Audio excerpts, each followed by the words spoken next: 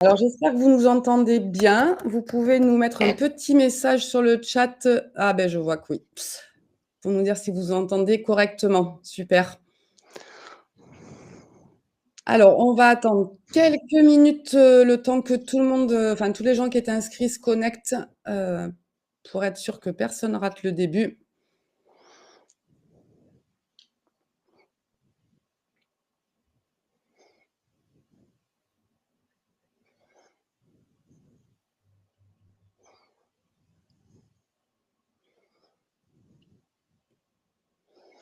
Allez, on voit que ça se connecte au fur et à Ouais, mesure. ouais, Un petit ça peu.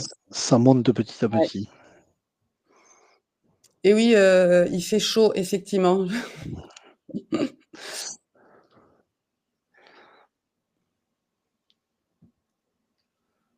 Bonjour à ceux qui arrivent.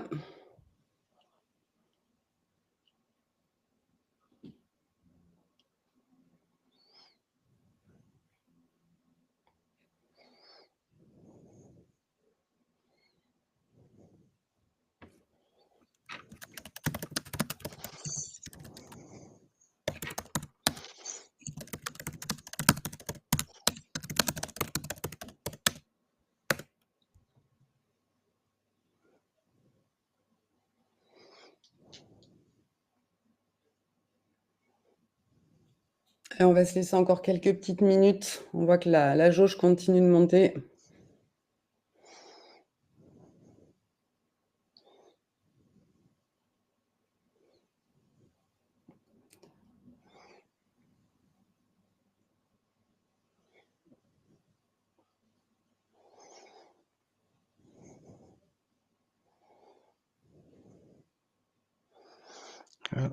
J'ai l'impression que ça bouge plus trop là. Ouais, On est, heu, plus trop. on est stabilisé, ouais.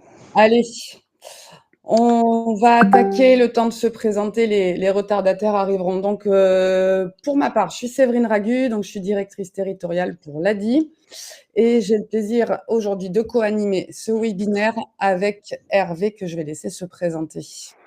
Bonjour, donc Hervé Reynaud, donc je représente l'URSSAF Midi-Pyrénées, et donc je vais vous accompagner sur une partie, de ce webinaire.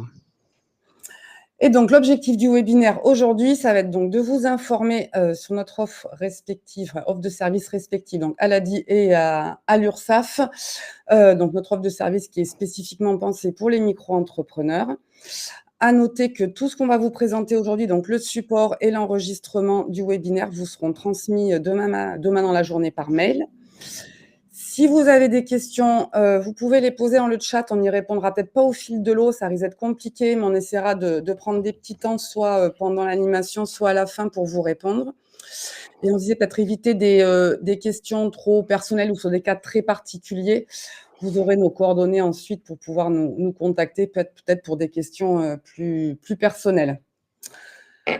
Alors, aujourd'hui, on va vous présenter, vous verrez qu'on a beaucoup d'humour, c'est le parcours d'Ursuli. Donc Ursuli, en fait, c'est une personne qui a créé son entreprise grâce à l'ADI et qui donc a fait appel à nos services, au service de l'URSSAF, et qui va raconter un peu sa petite histoire et toutes les choses dont elle a eu besoin tout au long de son projet.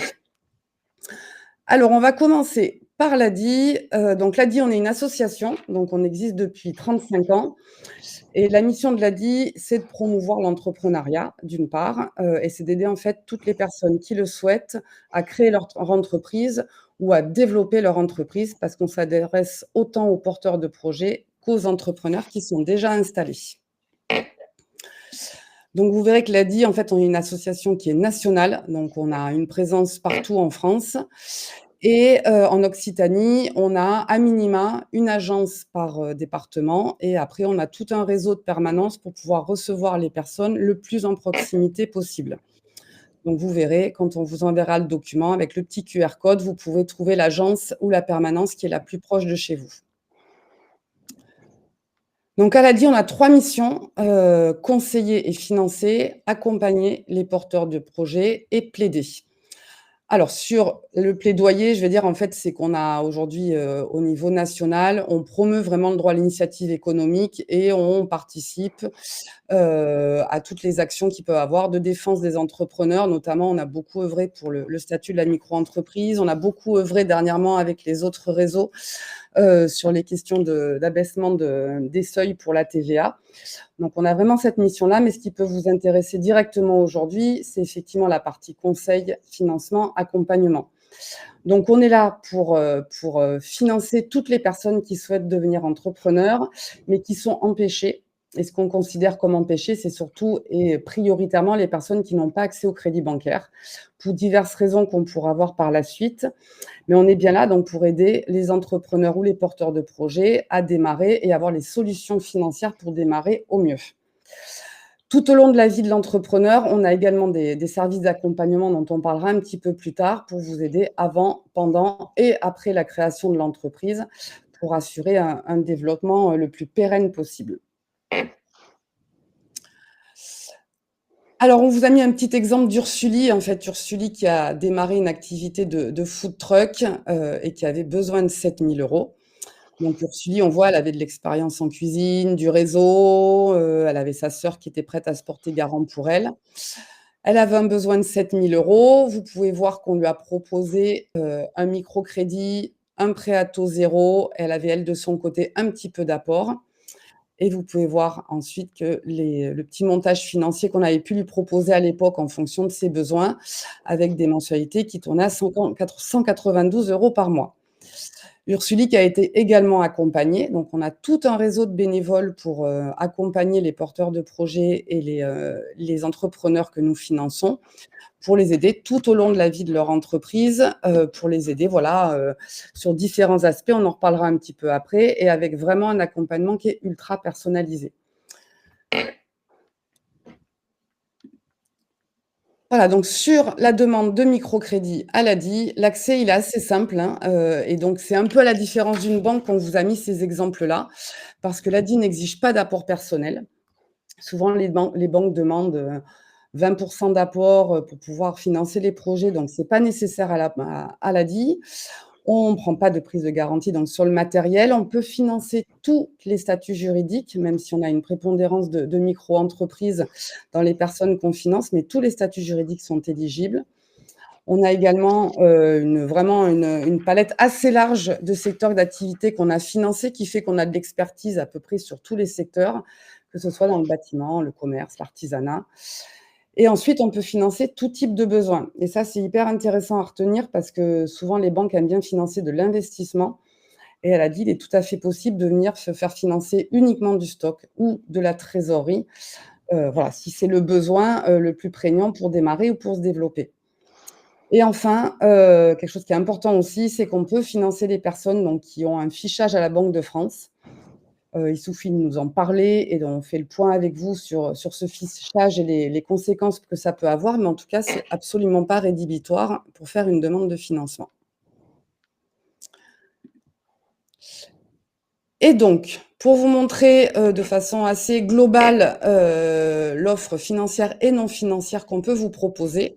Donc comme je disais, soit vous êtes en phase de création, soit vous êtes déjà installé. On peut proposer des microcrédits jusqu'à 12 000 €. Il y a possibilité, de contracter en complément de ce microcrédit des prêts à taux zéro jusqu'à 3 000 € et enfin, on peut proposer des assurances pro, ça on y reviendra un petit peu plus tard. Donc sur ce microcrédit, ce qu'il faut savoir, c'est qu'on peut avoir des offres de services qui évoluent en fonction souvent aussi de prêts que peut proposer l'État. Et donc, on va vous faire le montage financier qui va être le plus avantageux pour vous. Voilà, si on a des subventions à un moment donné, on peut les proposer. Donc, il ne faut vraiment pas hésiter à venir, en tout cas, s'informer pour voir à quoi vous avez droit au moment où vous venez nous voir. À noter qu'on propose en complément de tous les microcrédits un accompagnement, qu'il soit individuel ou collectif. Donc, en fonction des départements où vous résidez, on a des ateliers qui peuvent être à des fréquences qui sont diverses et variées. On peut proposer quasi systématiquement un accompagnement individuel pour vraiment vous aider soit à préparer votre projet, soit vous aider dans le développement du projet sur toutes les questions que vous pouvez avoir. et on a également, au niveau national, toute une palette de webconférences qui sont proposées, hyper régulièrement.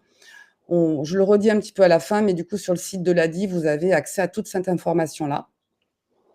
Et sur le site également de l'ADI, vous pouvez d'une part faire une simulation de financement pour voir voilà la mensualité, à quoi vous pouvez prétendre. Et vous avez également un outil qui s'appelle Je construis mon projet en ligne qui vous permet en fait de mettre tous les éléments de votre projet. On va dire c'est un mini business plan. Tout est expliqué pas à pas, de façon très pédagogique et ça vous permet vraiment de réfléchir seul, chez vous, tranquillement à votre projet et de prendre contact avec nous à un moment donné, si vous souhaitez aller un petit peu plus loin ou avoir des conseils plus précis. Voilà, à noter qu'à l'ADI, pour faire une demande de financement, on va demander à ce que quelqu'un, donc une personne de votre entourage, se porte garant pour la moitié du montant emprunté. Donc c'est quelqu'un qui connaît votre projet, qui a confiance en vous. Généralement, on préfère quelqu'un qui soit, à l'extérieur du ménage, donc évitez plutôt le ou la conjointe et c'est quelqu'un qui va pouvoir prendre, relais sur les mensualités si vous rencontrez des difficultés, donc quelqu'un qui a la possibilité de le faire et qui serait d'accord pour le faire. Ce qui est très important là, c'est de vous dire que, ça peut toujours faire peur, la caution. Aujourd'hui, il y a très peu de gens, qui, ne viennent pas nous voir ou refusent un crédit parce qu'ils trouvent pas de garant. Le but, c'est vraiment de pouvoir en parler avec votre conseiller qui va vous expliquer comment ça fonctionne, qui peut expliquer également au garant comment ça fonctionne et éventuellement, il peut y avoir des alternatives, mais en tout cas, faut pas, voilà, que ça fasse peur et que ça freine faut pas que ça freine le rendez-vous, parce que ça peut vraiment faire l'objet d'un échange avec votre conseiller. Au niveau du rendez-vous, justement, avec le conseiller de l'ADI, comment ça se passe? Alors on le dit un petit peu plus tard, mais le rendez-vous va durer entre 1 heure et demie et 2 heures. Le but, c'est vraiment d'échanger avec vous sur votre parcours, votre projet, de bien comprendre le besoin de financement, de bien comprendre aussi votre budget personnel parce que l'objectif, c'est pas de vous mettre en difficulté, mais c'est de bien de réfléchir avec vous à votre capacité de remboursement pour pouvoir faire face aux échéances. Bien sûr, votre situation bancaire et on clôture le rendez-vous avec une simulation et une proposition de financement. On peut aussi clôturer le rendez-vous par des propositions d'accompagnement, si on pense ou si vous, en tout cas, vous exprimez des besoins, pour vous accompagner sur le projet. Ce qui est très important, c'est effectivement de se dire que la règle de ce rendez-vous, c'est de la transparence, c'est d'être en confiance, réciproquement, et d'oser nous dire les choses, pour qu'on puisse vous accompagner au mieux. Les critères de décision pour l'octroi du financement, comme vous pouvez voir, ils sont très équilibrés. C'est-à-dire qu'en fait, la personne, pour nous, est aussi importante que son projet. Donc, vraiment, c'est 50-50 sur votre parcours, votre expérience. C'est vraiment donner aussi de la chance à des personnes qui aujourd'hui sont vues fermer des portes, en fait, sur leur parcours d'entrepreneuriat. On va aussi valider avec vous que ce projet, il va être viable, pour vous ou en tout cas au démarrage pouvoir générer du revenu et donc aussi parler de votre projet, c'est pouvoir mettre les, services d'accompagnement en face pour vous aider en fait à vous développer correctement et on va effectivement regarder, si votre budget, les prévisions sur le projet vont pouvoir vous permettre, pardon, de faire face, à ce crédit. À noter également, je crois qu'on l'avait pas spécifié, mais qu'on peut intervenir plusieurs fois à l'ADI. C'est-à-dire qu'on peut vous aider au démarrage du projet, mais on peut aussi vous refinancer dans la durée, donc être sur une logique de progressivité et si vous avez des nouveaux besoins ou s'il y a des besoins que vous pouvez pas financer au démarrage parce que vous avez une petite capacité de remboursement, on peut réintervenir plusieurs fois tout au long de la vie de votre entreprise. Enfin, là, je vous le dis rapidement, vous l'aurez quand on vous enverra le support, mais donc la prise de rendez-vous, elle peut se faire par téléphone, elle peut le faire via le site de l'ADI. Le rendez-vous, il peut se faire autant en présentiel, au bureau, donc que par téléphone. Ça va vraiment dépendre de votre lieu de résidence, de voir si vous pouvez vous déplacer sur une permanence ou un lieu physique de l'ADI. Mais si c'est compliqué pour vous, on peut tout à fait faire l'instruction et le rendez-vous par téléphone. Et les seuls documents qu'on va demander pardon, pour le rendez-vous, ça va être bon, une pièce d'identité, très important, vos relevés de banque. Les 3 derniers relevés bancaires, qui vont permettre en fait de discuter avec vous de votre budget et de voir combien vous pouvez emprunter. On a mis le numéro de téléphone du garant. Je dirais que si vous l'avez pas au premier rendez-vous, on l'aura à la fin du rendez-vous ou au deuxième. Mais on ne demande pas, ce qu'on veut dire par là, c'est qu'on ne demande pas une masse de documents, pour le premier rendez-vous, qui soit insurmontable. C'est plutôt dans la discussion qu'on affinera avec vous après sur les besoins qu'on peut avoir. Vous l'avez dit, la durée du rendez-vous, c'est à peu près 1 h 30. Et donc, c'est de bien comprendre votre projet et de bien faire connaissance avec vous. Et sur le délai de décision, effectivement, aujourd'hui, entre la prise de contact et la décision sur le financement, il faut compter environ 2 3 semaines en moyenne, sachant que la décision, une fois l'accord, enfin, si c'est un accord, les fonds sont débloqués hyper rapidement. En gros, entre la signature du contrat et le déblocage des fonds, il y a environ 72 heures, le temps en fait des transferts interbancaires. À noter, parce que je vous ai parlé d'accord, mais que si jamais il y a un refus sur le financement, déjà on vous explique pourquoi. Voilà, c'est pas un refus qui est brut et sans explication. Et ensuite, effectivement, aucun refus de financement n'est définitif. C'est-à-dire que soit il va nous manquer des éléments pour vous financer au mieux et surtout pour ne pas vous mettre en difficulté, soit on va vous donner dire, de revenir dans 1 mois ou 2, peut-être avec des éléments un peu plus consolidés sur votre projet et on peut vous accompagner justement pour rendre cette demande de financement, un peu plus viable. Voilà sur le parcours d'Ursuli Aladi. On reviendra sur quelques éléments de notre offre, de services et je vais laisser la parole à Hervé pour l'offre de service de l'Urssaf. Alors donc moi, de quoi je vais vous parler, aujourd'hui? Donc déjà vous présenter les différents interlocuteurs que vous aurez demain en tant que chef d'entreprise au niveau de la sécurité sociale. Vous verrez, rien de nouveau. Lister les fondamentaux de l'auto-entreprise, vous parler de la protection sociale que vous aurez, des services en ligne de l'Urssaf et vous expliquer comment l'Urssaf peut vous accompagner tout au long de votre parcours. Hop, donc les interlocuteurs, vous les connaissez quasiment tous puisque vous avez, la CAF pour les prestations familiales qui sont des gens que vous connaissez déjà et rien ne va changer dans la relation avec eux, même si demain vous avez une nouvelle casquette de chef d'entreprise. L'Urssaf qui effectivement rentre dans la boucle et que normalement vous allez découvrir et je suis là pour vous expliquer comment ça va marcher, donc tout va bien se passer.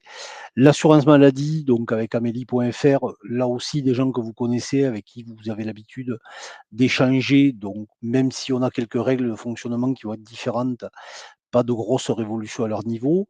Et au niveau de votre retraite, donc l'assurance retraite, donc pareil, des gens qui vous connaissent, auprès de qui vous avez cotisé, probablement, par rapport à des métiers salariés par le passé, et c'est pas des gens que vous aurez tous les 4 matins, en ligne, donc pas d'inquiétude non plus à leur niveau.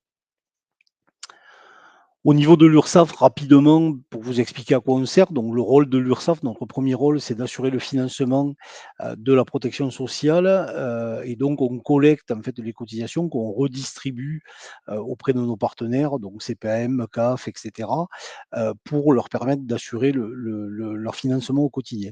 Cet argent, on le récupère auprès de qui? Donc vous le voyez, c'est un peu plus de 11 millions de comptes utilisateurs, répartis majoritairement sur les travailleurs indépendants, les auto-entrepreneurs, mais également les particuliers employeurs et puis les entreprises et les administrations et quelques pôles, artistes, auteurs et marins qui sont beaucoup moins nombreux et tous les 100 € de cotisation qu'on récupère, on le redistribue et là aussi vous voyez la répartition avec une grosse partie puisqu'on est à 38 € pour la maladie, 28 € pour la retraite et puis les autres un petit peu moins. Donc voilà, c'est pas indispensable de savoir, mais c'est juste pour votre information et savoir à quoi sert votre argent, et pourquoi vous payez des cotisations, régulièrement.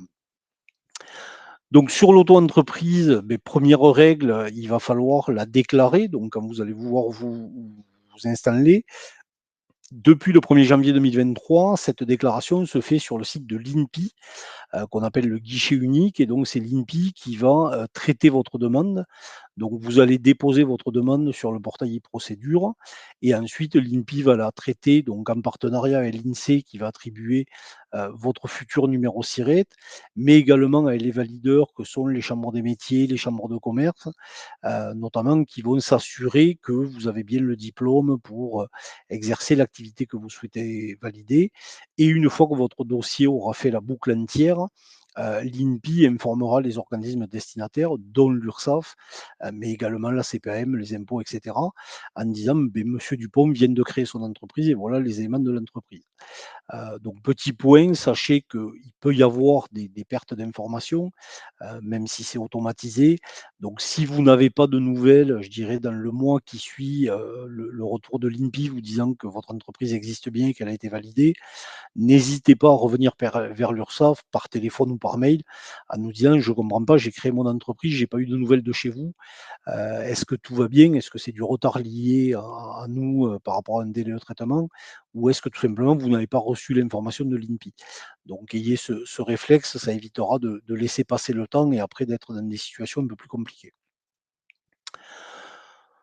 Une fois que vous avez fait votre déclaration, donc lorsque vous êtes travailleur indépendant et donc auto-entrepreneur, puisque l'auto-entrepreneur est un des travailleurs indépendants qui existe, la première obligation que vous allez avoir, c'est de faire figurer sur le nom de votre entreprise, qui a votre nom, puisque c'est une entreprise individuelle, donc elle s'appelle Dupont Marcel, par exemple, vous allez devoir ajouter la mention EI ou entrepreneur individuel. Pourquoi on vous demande ça? Beh, tout simplement pour faire la distinction entre le côté personnel, où là vous êtes avec votre nom et votre prénom quand vous signez un contrat, et le côté professionnel, vous allez signer aussi avec votre nom et votre prénom, mais avec cette mention entrepreneur individuel ou EI, pour faire bien la distinction. Ça vous permet d'avoir une évolution, importante de la loi qui aujourd'hui sépare votre patrimoine personnel du patrimoine professionnel et donc pour garder cette séparation, on vous demande de bien distinguer quand vous signez des contrats ou quand vous signez des documents, avec quelle casquette vous le signez? Est-ce que c'est à titre personnel ou à titre professionnel? Et donc c'est important de mettre cette mention et cette mention, vous devez la mettre partout où vous parlez de votre entreprise. Il n'y a qu'un endroit où vous ne pouvez pas le faire potentiellement, c'est sur le compte bancaire et je vous expliquerai un peu plus tard pourquoi, mais sinon, dès que vous pouvez, vous le mettez, c'est obligatoire. Donc Ursuli, beh, bien entendu, a vérifié, donc elle a bien mis, son nom Ursuli avec la mention EI, pour faire les choses dans les règles. Première règle, vous devez tous le savoir puisque vous vous êtes renseignés sur le statut d'auto-entrepreneur, vous avez des seuils de chiffre d'affaires à ne pas dépasser pour pouvoir rester auto-entrepreneur. Donc ce chiffre, c'est 188 700 si vous faites de la vente de marchandises, 77 700 si vous faites des prestations de services. Bien entendu, ce chiffre, est valable pour une année, donc si vous commencez en cours d'année, beh, il faudra proratiser ce montant, par rapport à la période d'activité. Si vous avez ce qu'on appelle une activité mixte, il faudra que vous regardiez le chiffre des prestations de services et qu'il ne dépasse pas les 77 700 et ensuite additionner vos 2 chiffres d'affaires et le comparer aux 188 700 pour s'assurer que vous ne dépassez pas non plus. Une fois qu'on a dit ça, il faut savoir que dépasser, c'est pas dramatique, hein, donc ne figez pas sur ce chiffre. Il faut savoir que si vous dépassez la première année, il ne se passera absolument rien. Si vous dépassez une deuxième année d'affilée, la deuxième année, il ne va rien se passer. Ce n'est qu'au début de la troisième année où on vous indiquera que comme vous avez dépassé 2 fois d'affilée, vous n'êtes plus auto-entrepreneur et vous allez basculer sur ce qu'on appelle le régime réel avec un autre mode de fonctionnement pour le calcul de vos cotisations. Mais c'est la seule chose qui peut vous arriver, donc ne stressez pas par rapport à ça. Oui, ça fait partie des règles du jeu, mais c'est pas des règles contraignantes et le plus important, je dirais, c'est que votre entreprise fonctionne, que vous ayez les clients au rendez-vous et que vous fassiez du chiffre d'affaires.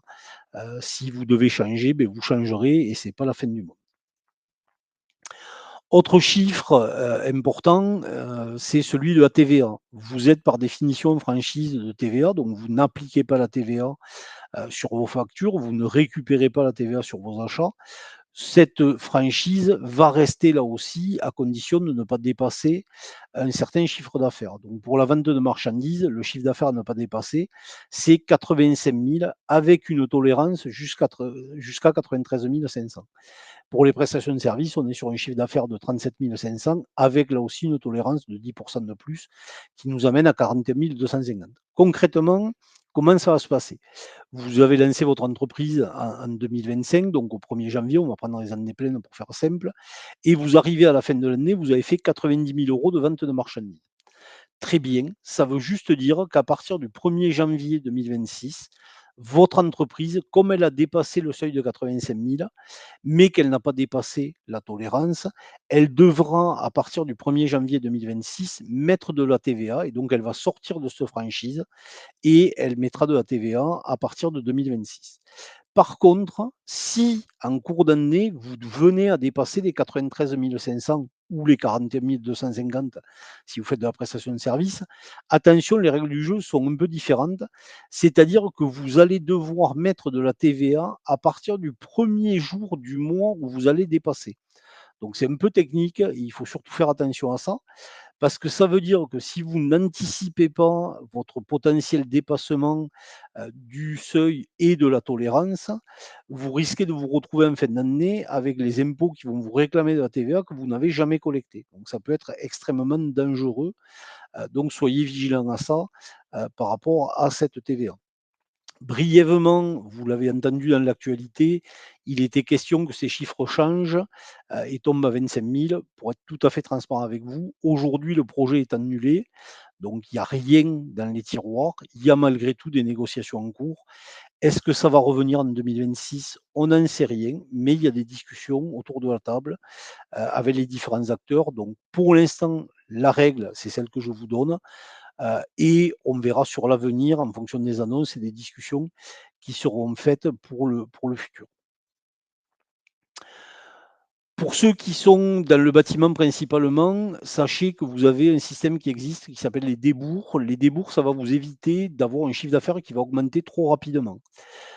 Pour faire simple et pour vous donner un exemple pour que vous compreniez, on a beaucoup de gens du bâtiment qui notamment vous disent: «Ah mais moi le matériel, je le fais acheter à mon client final. Ça m'évite d'augmenter ma facture et je facture comme ma main-d'œuvre. Alors ça marche, c'est très bien.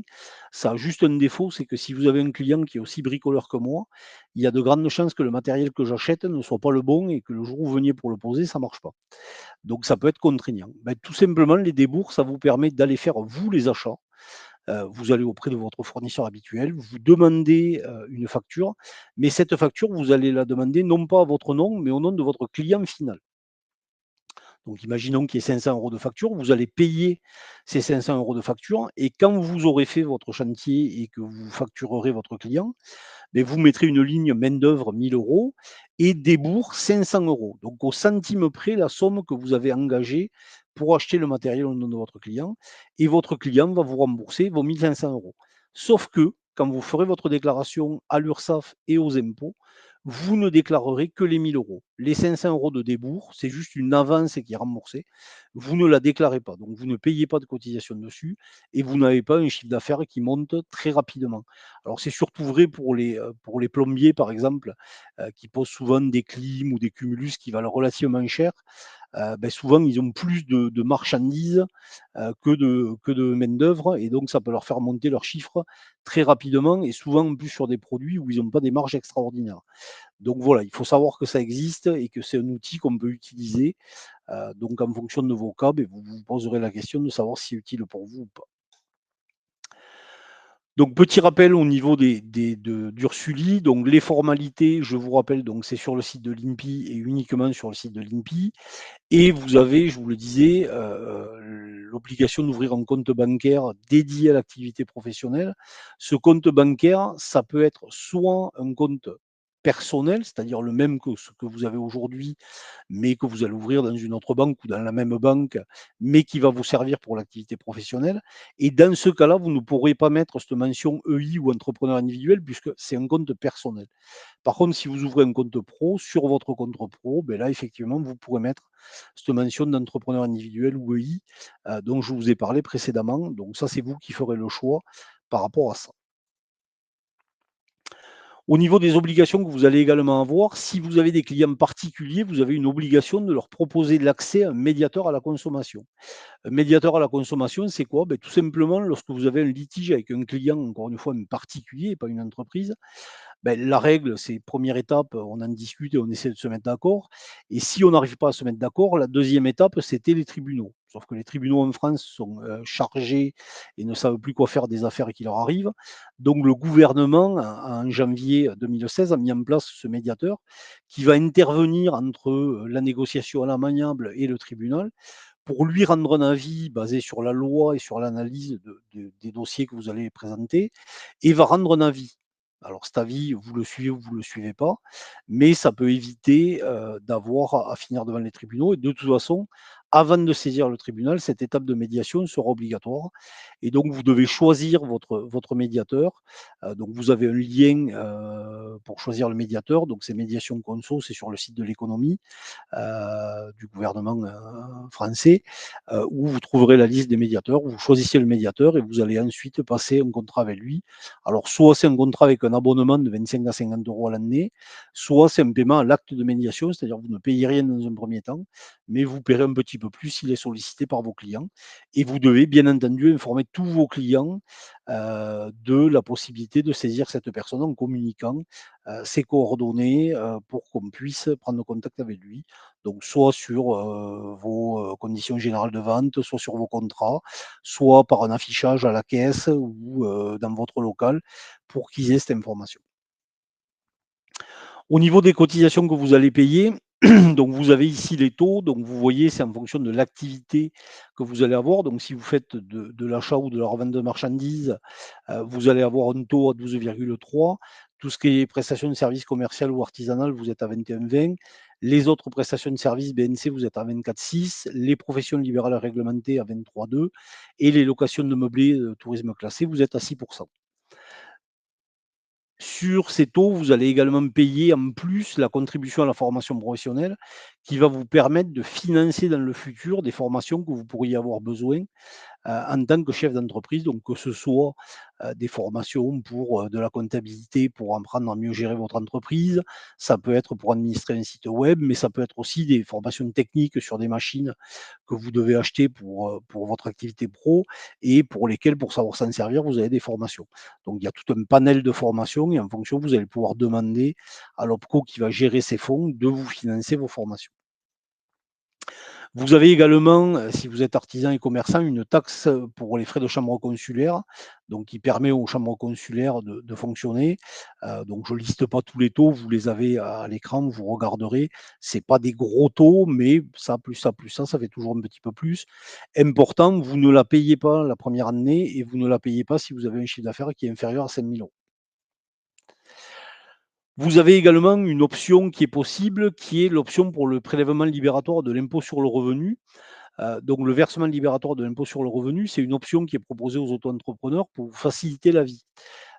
L'idée, c'est quoi? C'est tout simplement quand vous listez les charges que vous avez sur votre entreprise, notamment pour déterminer le prix de vente de vos produits et la marge que vous voulez avoir, il y a une donnée qui est difficilement chiffrable, c'est qu'est-ce que je vais payer comme impôt sur le revenu? Parce que d'abord, c'est lié au chiffre d'affaires que je vais faire, mais ça peut être également lié au revenu de mon mari, ça dépend des enfants que j'ai, etc., etc. Donc il y a plein de facteurs qui vont entrer en compte et c'est pas toujours évident. Donc là, ça vous permet de le forfaitiser en disant, mais sur mon chiffre d'affaires, je vais payer entre 1 et 2,2% du chiffre d'affaires. Au moins, je sais ce que je paye comme impôt. Inconvénient du système, c'est que si vous avez fait ce choix et qu'au final, quand vous faites votre déclaration d'impôt auprès des impôts, vous n'étiez pas imposable finalement, vous aurez payé de l'impôt pour rien et il ne vous sera pas rendu. Donc attention à ça. Donc, le seul conseil que je peux vous donner, c'est vous allez sur le site impôt.gouv.fr, vous avez des simulateurs et vous allez réaliser une situation de votre foyer fiscal pour dire est-ce que je suis imposable ou pas. Si vous n'êtes pas imposable, forcément, ne prenez pas l'option. Si vous l'êtes, vous allez tester en disant je mets l'option, combien ça me coûte. Si je ne la mets pas, combien ça me coûte. Et c'est là que vous verrez si c'est intéressant pour vous ou pas. Donc Ursuli nous dit, il paraît que je peux payer un peu moins de cotisation la première année. Oui, effectivement, vous avez l'ACRE qui existe. Donc l'ACRE, vous allez devoir en faire la demande.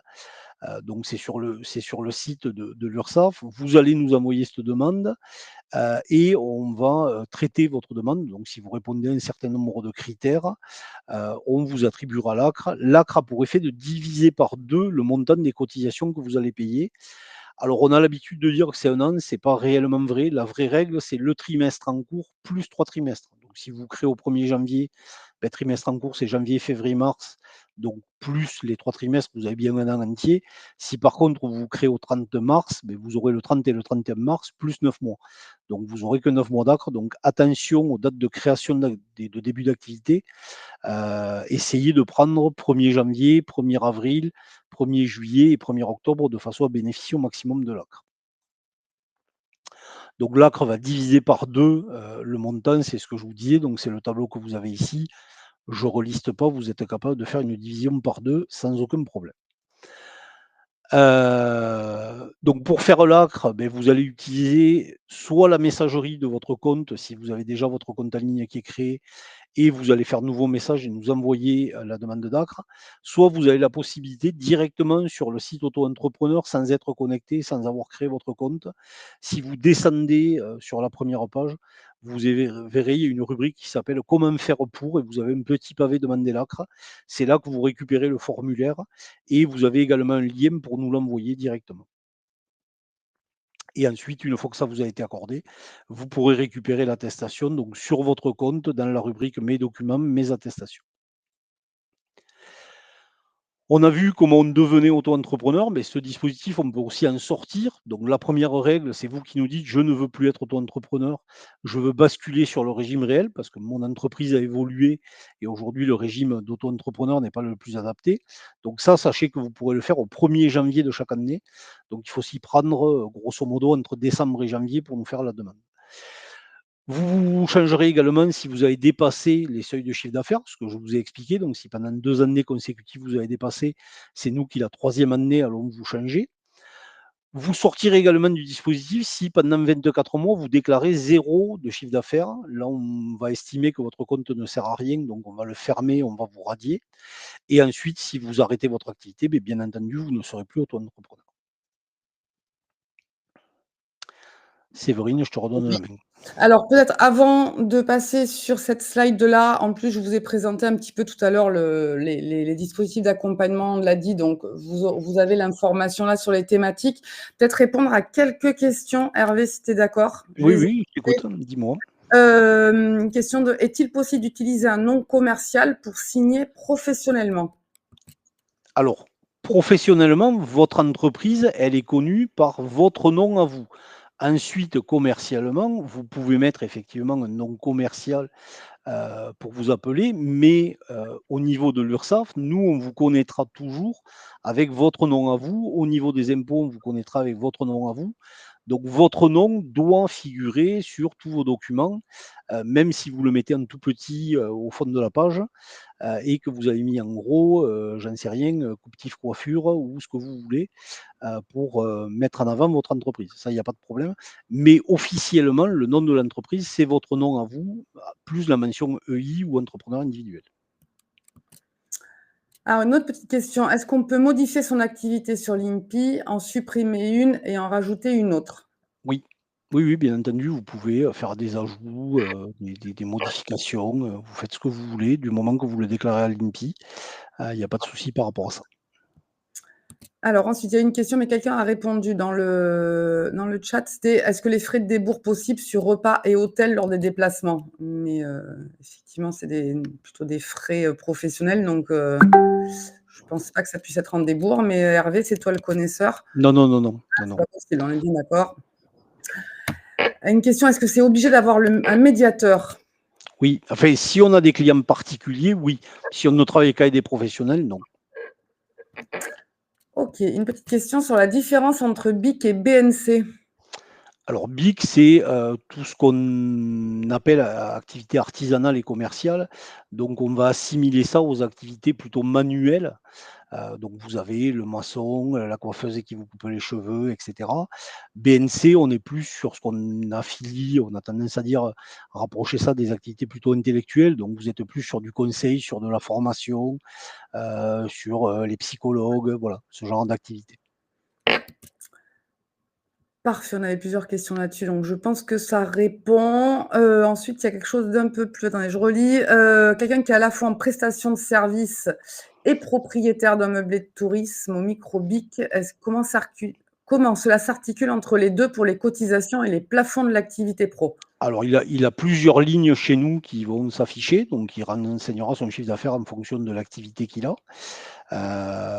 Et donc voilà, on vérifiera qu'il ne dépasse pas au niveau des seuils. Donc il y a pas de souci par rapport à ça. OK. Allez, il reste 2 petites questions. Si l'auto-entreprise, ferme dans les 24 mois suite à un chiffre d'affaires de 0, est-il possible de réouvrir une EI et dans quel délai? Alors vous pouvez réouvrir dès le lendemain si vous voulez, mais il vous faut recommencer auprès de l'INPI toutes les démarches. Mais bon, si vous n'avez pas fait de chiffre pendant 24 mois, je vois pas l'intérêt d'en réouvrir une pour refaire éventuellement 24 mois à zéro, quoi. Enfin, mais rien ne l'interdit.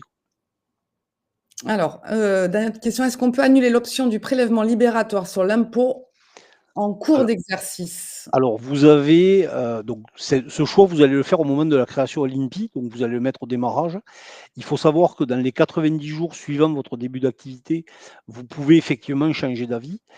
Donc là, il faut nous envoyer un message à l'URSSAF en nous disant: «Beh, je l'avais mis, je le veux plus» ou «Je l'avais pas mis, je le veux». Donc pendant ces 90 jours, on peut changer.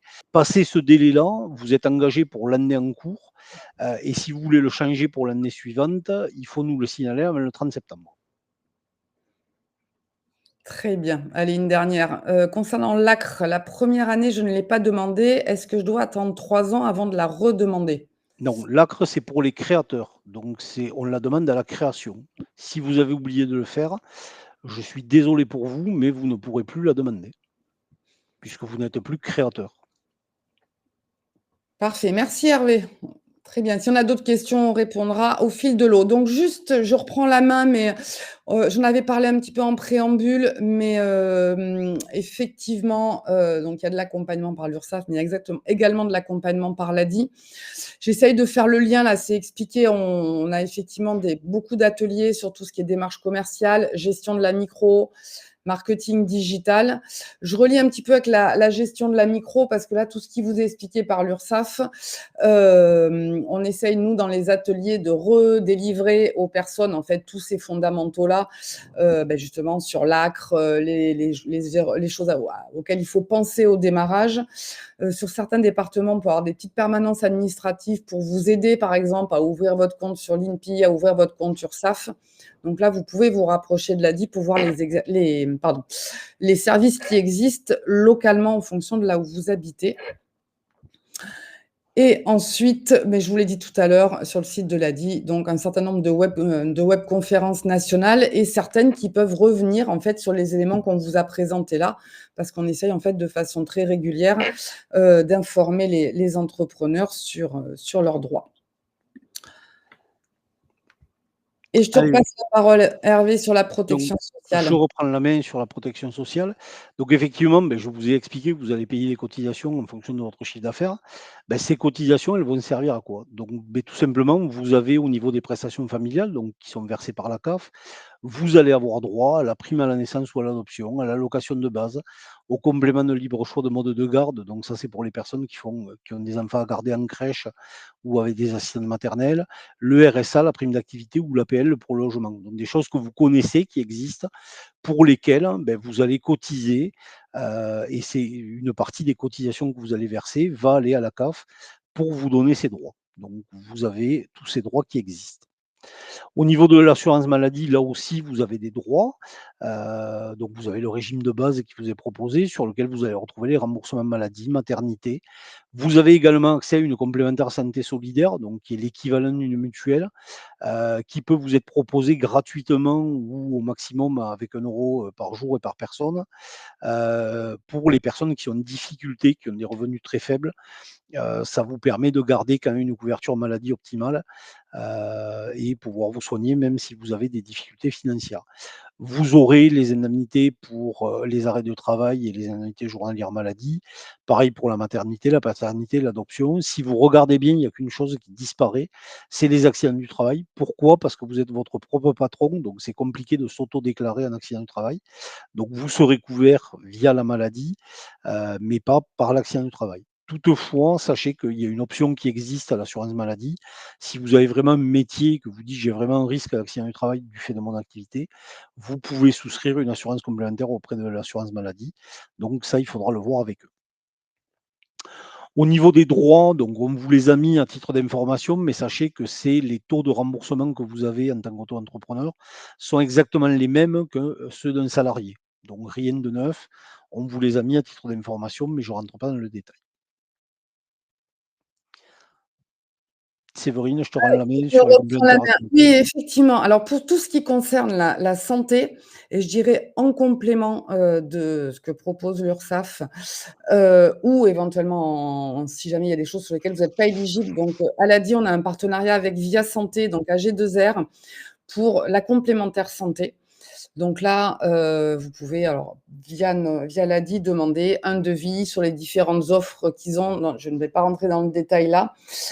Donc suivant, si vous êtes pas couvert aujourd'hui, effectivement, il y a la complémentaire santé de l'URSSAF qui est plutôt pour les personnes qui sont en difficulté, mais si vous n'êtes pas éligible, du coup, Via Santé propose des complémentaires santé à des tarifs plutôt préférentiels pour les personnes qui passent par nous.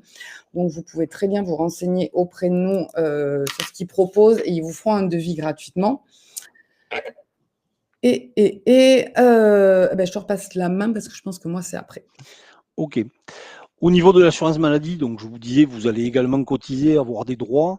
Petite précision quand même importante, vous n'aurez droit, par exemple, aux indemnités journalières au titre de votre activité d'auto-entrepreneur qu'au bout de 12 mois d'affiliation continue à cette activité.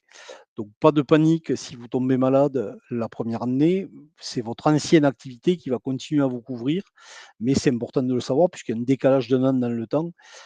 Donc notamment si vous étiez, demandeur d'emploi avec peu de ressources ou étudiant et que demain vous devenez chef d'entreprise avec un salaire un peu plus conséquent, le calcul de votre indemnité va se faire sur vos anciens revenus. Donc il peut y avoir un écart qui peut être relativement important. Autre point important, au niveau de l'assurance maladie, vous ne serez pas couvert si vous avez un revenu cotisé qui est inférieur à 4 400 € à l'année. Donc 4 400 € à l'année, ça fait moins de 400 € par mois. Tout simplement, ça veut dire que si vous êtes dans ce cas-là, il y a de grandes chances que votre activité soit une activité complémentaire à une activité salariée ou à une retraite, et donc tout simplement, vous serez couvert par votre activité principale et pas par cette activité complémentaire. Ah pardon, je remets le micro. Oui et donc en complément, ce qui est important aussi, donc c'est tout ce qui est lié aux assurances professionnelles et donc qui est complémentaire également à ce que vient de vous présenter Hervé. Donc sur les assurances professionnelles, de la même manière, aujourd'hui donc l'ADI en propose, mais en fait on ne les propose pas en direct. On est donc, avec AXA qui a conçu des produits spécifiques pour les personnes qui passent par l'ADI et notamment, tous les produits qu'ils proposent, disposent d'une garantie en cas d'arrêt d'activité, donc de plus de 15 jours. Alors sous certaines conditions que vous pouvez voir, hein, arrêt d'activité suite à un accident, une hospitalisation, un dommage du local, si vous avez un local commercial en l'occurrence, et donc une indemnité qui est rarement dans les contrats d'assurance basique. Donc là, pour le coup, c'est un contrat qui couvre quand même très bien et qui peut permettre donc d'avoir donc là, sans condition de chiffre d'affaires, une indemnité en cas d'accident. Que je complète juste pour vous informer sur ces assurances. Donc il y en a 4 différentes. Donc il y a les RC professionnels simples pour les personnes qui font les foires et les marchés. Donc vous pouvez voir les tarifs, hein, ça va s'échelonner entre 80 € pour celle-là et 350 € pour celle qui couvre totalement avec local commercial. Donc une RC Pro foire et marché, la RC Pro, classique, et ensuite la multirisque professionnelle, que ça soit si vous exercez à votre domicile ou chez des clients ou si vous exercez avec un local commercial. Voilà, donc entre 80, un produit à 120, un à 215, un à 350 et donc des produits qui vont comporter pour les multirisques, la perte d'exploitation. Allez, je reprends la main. Petit point, sur la CPAM, qui nous demande de vous informer et de vous donner quelques petits conseils pour éviter des problèmes de relations et de suivi de votre dossier. pensez, une fois que vous avez créé votre entreprise, je vous l'ai dit, normalement, l'INPI doit informer la CPAM de tous les changements. Allez quand même sur votre compte Amélie, vérifier que votre coordonnée bancaire est la bonne, que vos coordonnées postales sont les bonnes, que vous avez bien un médecin traitant de déclarer si vous en avez un. Pensez à mettre à jour votre carte vitale.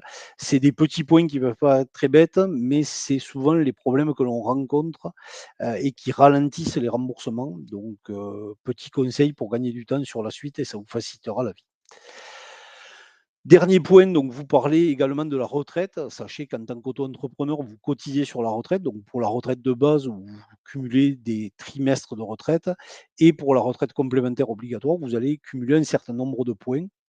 J'attire toutefois votre attention pour valider des trimestres de retraite. Alors c'est le cas pour tout le monde, pour des salariés ou pour des auto-entrepreneurs ou pour des gérants de SARL.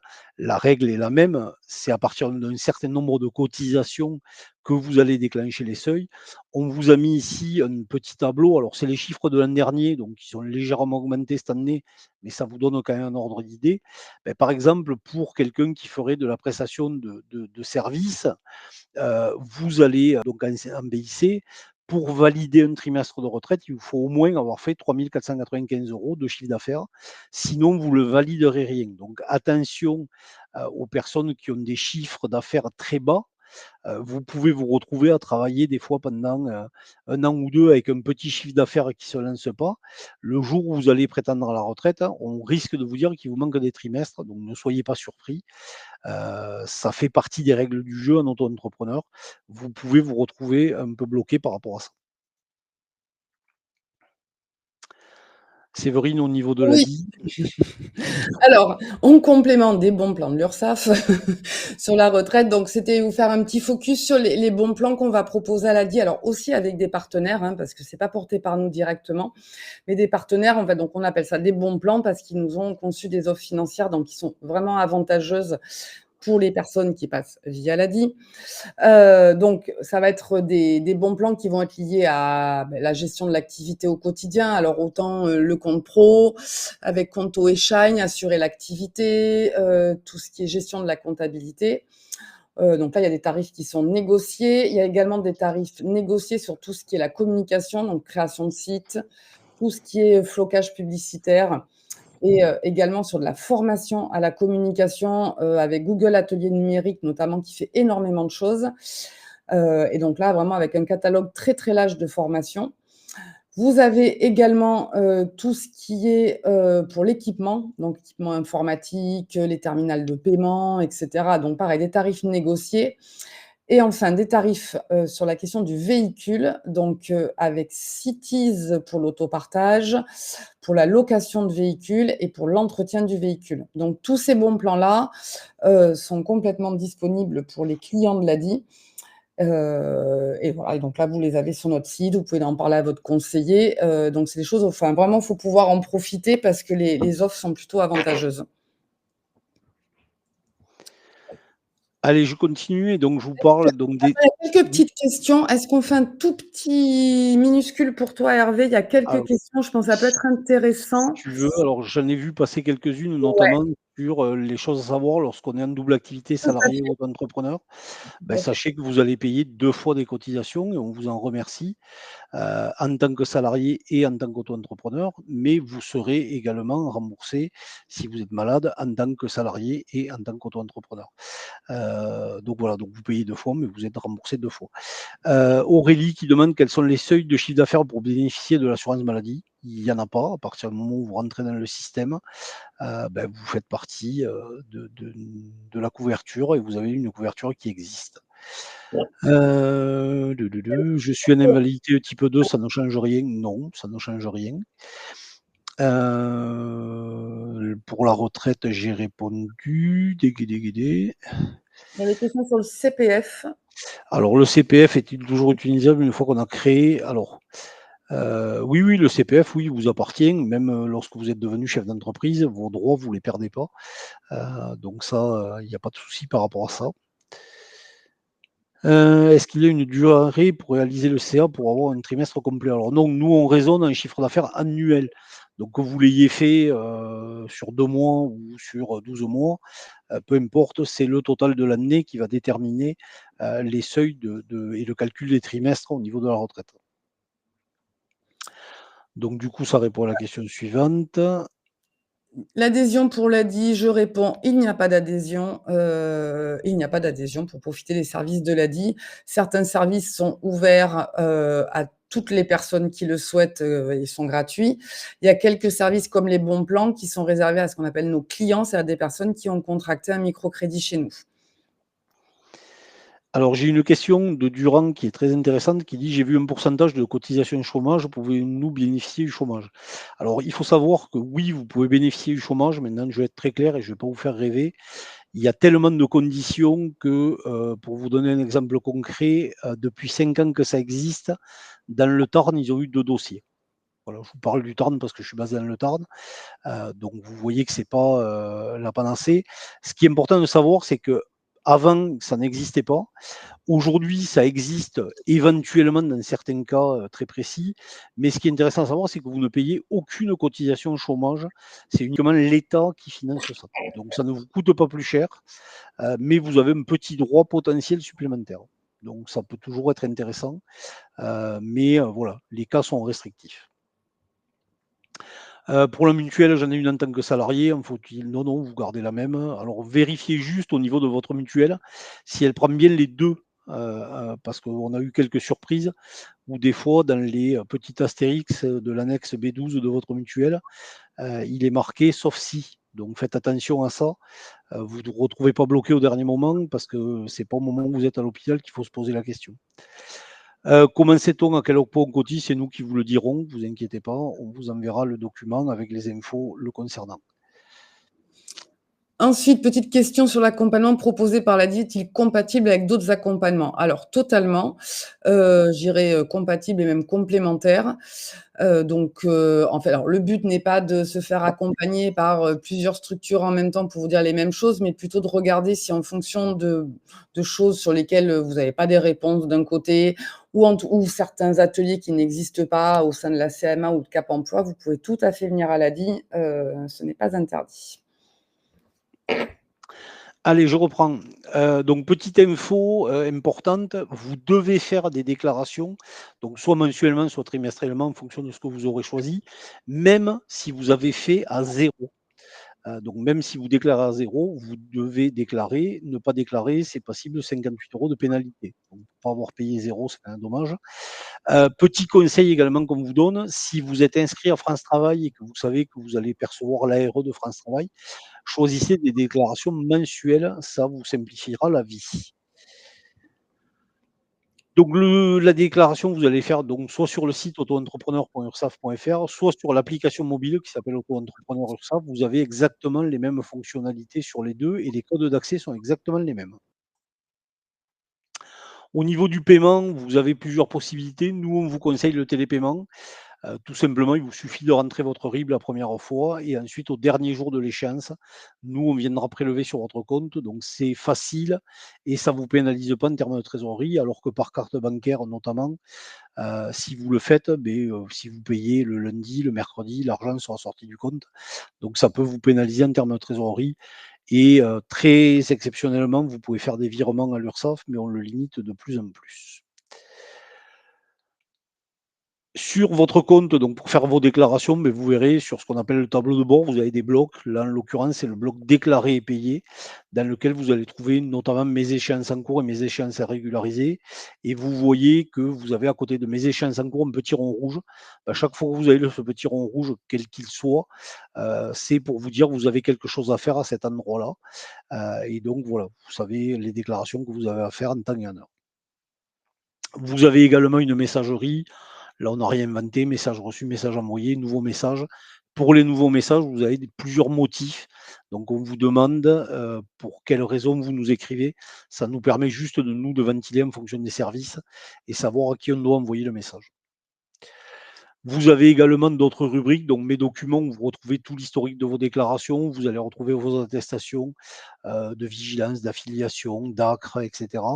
Donc vous avez tous les éléments là-dessus. Au niveau des paiements, pareil, vous pouvez retrouver l'historique, voir le solde de votre compte, savoir si vous avez des dettes ou pas. Si vous avez demandé des délais de paiement à l'URSSAF, mais c'est là aussi que vous retrouverez les délais qui ont été étudiés. Pour France Travail, je vous l'ai dit, donc je n'y reviens pas. Vous avez également une chatbot à disposition qui vous permet de vous aider dans la navigation sur le site. Donc ça, c'est comme sur tous les sites, on n'a rien inventé de plus. Vous avez également le site ti.ursafmipi.fr, donc qui est un petit site créé par l'URSSAF Midi-Pyrénées, qui peut vous donner un certain nombre d'informations. Donc n'hésitez pas à vous y rendre, à aller fouiller dessus, et vous aurez quelques infos intéressantes. Dernier point, rapidement, puisqu'on arrive à l'heure, l'URSSAF, sachez qu'on peut vous accompagner. Vous accompagner comment? Ben déjà, si vous rencontrez des difficultés, vous pouvez adapter le paiement de vos cotisations, c'est-à-dire que quand vous allez rentrer le chiffre d'affaires et qu'on va vous dire que vous devez payer 1000 euros, vous pouvez tout seul dire, ben moi aujourd'hui je ne peux pas payer 1000 euros, je vais en payer que 300 ou 400. Et puis ben, sur le reste, soit je le paierai un peu plus tard si j'ai un client qui me paye, soit je vais demander un échéancier de paiement. Mais déjà, vous avez une liberté par rapport à ça. Sachez également qu'on a, si vous avez des difficultés qui perdurent et qui commencent à s'aggraver, une action sociale qui peut vous venir en aide. Donc l'action sociale peut vous donner de l'argent ou prendre en charge le paiement d'une partie de vos cotisations pour vous aider par rapport à des difficultés ponctuelles que vous pouvez avoir. Donc ça peut être par rapport à de la maladie, par rapport à des intempéries qui ont détruit votre bâtiment. Je pense notamment aux inondations qu'on a eues dans le nord de la France, je pense au Covid, etc. Donc voilà, sachez que si vous avez des difficultés, ben, vous pouvez solliciter l'action sociale. Vous avez également un dispositif HELP qui existe, qui a l'avantage d'être à la fois avec l'URSSAF, mais également la CAF, la CPM et la CARSAT. Donc votre situation va être analysée par les 4 organismes et qui chacun va pouvoir amener sa pierre à l'édifice pour vous aider à résoudre vos difficultés. Et dernier point, même si ça ne vous concerne peut-être pas directement aujourd'hui, vous avez un dispositif d'accompagnement à la cessation d'activité. Donc tout simplement, le jour où vous voudrez arrêter, contactez-nous, demandez-nous comment faire. On vous donnera un certain nombre de conseils et de démarches à suivre pour les faire dans le bon ordre et dans le bon timing. Voilà. Vous avez, par contre, ça c'est plus intéressant, notamment si vous êtes certains en création d'entreprise, vous avez un outil qui s'appelle Mes premiers mois à l'URSSAF ou Mes premiers mois à l'URSSAF pour schématiser. Ben, tout simplement, on vous prend par la main, on vous accompagne pendant 9 mois dans toutes les démarches que vous pouvez avoir et vous allez avoir des conseillers dont je fais partie qui sont destinés à répondre à vos questions de manière un peu plus cocooning, je dirais, que les conseillers habituels qui, eux, au plateau, sont dans une masse d'appels et ont des fois un peu moins de temps à passer avec vous pour répondre à vos problématiques. Donc, n'hésitez pas à adhérer à mes premiers mois à l'URSSAF dès le début de la création. Ça vous permettra d'avoir un accompagnement personnalisé qui est totalement gratuit, qui ne vous engage à rien, mais c'est toujours intéressant. Donc, pour s'inscrire, vous verrez, c'est sur le site de l'URSSAF, vous allez, vous cherchez mes premiers mots à l'URSSAF et vous trouverez, vous arrivez sur la page et il suffit de renseigner votre adresse mail, donc rien de compliqué. Dernier point, on vous a mis un certain nombre d'éléments où vous pouvez retrouver de l'info. Donc, bien entendu, les sites ursaf.fr, auto-entrepreneur.ursaf.fr. Sachez qu'on a également une chaîne YouTube et un compte TikTok. Oui, vous le découvrirez, l'URSSAF est moderne. Blague mise à part, sur ces accès et sur tous ces réseaux sociaux, vous allez trouver de l'information, des petites vidéos de conseils qui sont plutôt bien faites, qui sont plutôt sympas. On a 2 jeunes qui ont été embauchés pour faire ça, qui ont un vrai talent là-dessus. C'est pas des vidéos longues, mais ça peut vous aider. Typiquement, ben, j'ai ma première déclaration de chiffre d'affaires à faire. Je sais pas trop, ben, je vais voir quelqu'un en faire une et je vais faire comme lui après.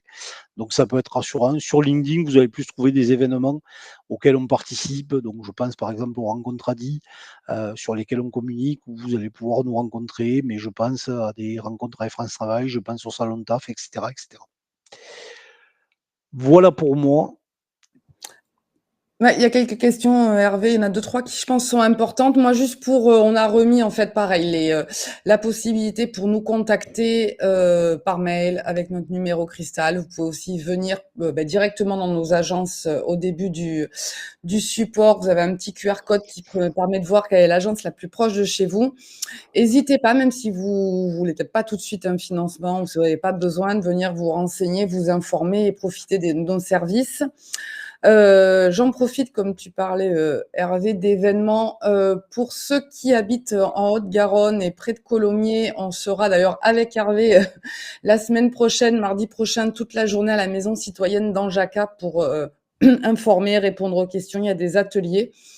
Donc, s'il y en a parmi vous des columérins ou voisins des columérins, vous pouvez nous retrouver. Et sinon, vous retrouvez sur le site de l'ADI tous les événements qu'il y a près de chez vous.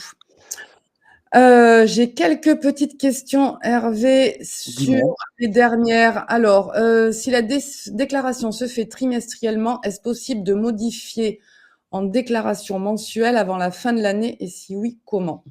Donc, on peut changer qu'au 1er janvier. Voilà, une autre Sauf personne. sauf si, encore une fois, vous avez toujours cette période de 90 jours au démarrage, où là, vous faites ce que vous voulez. Pendant les 90 premiers jours, c'est open bar, vous pouvez changer autant que vous voulez. Mais voilà, passer ces 90 jours, une fois que le système est enclenché, après, on ne peut changer qu'au 1er janvier. Parfait. Et quelqu'un qui dit qu'il a fait une erreur sur la date de début d'activité, qui a Donc, vous noté, modifiez à l'INPI. je vois, ouais, à modifier à l'INPI. Oui. OK, bon, mais je pense que là, c'est une question un peu plus particulière et je me dis que ça peut valoir le coup pour cette personne de contacter l'URSSAF en direct, peut-être pour en discuter avec un conseiller. Et j'ai vu une autre question par rapport au RSA et à la prime d'activité. Donc, est-ce qu'il est possible de cumuler RSA et prime d'activité lors d'une création? Je sais pas, faut voir la CAF. Alors, je pense que là, il vaut mieux se rapprocher de la CAF parce qu'en fait, comme il faut toujours déclarer, vous pouvez avoir le RSA au démarrage et ensuite demander la prime d'activité. Il peut y avoir un petit cumul, mais de mémoire sur une période assez courte. Et le mieux est quand même d'aller sur le simulateur de la CAF parce que les choses peuvent évoluer et être sûr de ne pas vous dire de bêtises sur le sujet. Mais en tout cas, la prime d'activité ou le RSA sont bien cumulables avec des revenus d'auto-entreprise. Après, tout dépend les montants de chiffre d'affaires qui sont déclarés. Alors, je vois le message de Ilouzani là que je lis en travers. Je vais pas vous répondre maintenant, mais n'hésitez pas à envoyer un message depuis le site auto-entrepreneur.ursaf.fr. Vous avez une rubrique nous contacter en bas, ou si vous avez votre compte via votre messagerie, posez des questions, bien entendu, qu'on vous répondra et qu'on analysera votre dossier en détail. Bon, ben, nous en avons fini. Merci à tous ceux qui sont restés jusqu'au bout pour nous écouter. N'hésitez surtout pas à prendre contact avec nous, URSSAF et OADI. On est là pour vous, pour répondre à vos questions. Et c'était un plaisir de co-animer avec Hervé. Merci Séverine, merci à vous et peut-être à une prochaine. Bonne soirée à tous. Au revoir.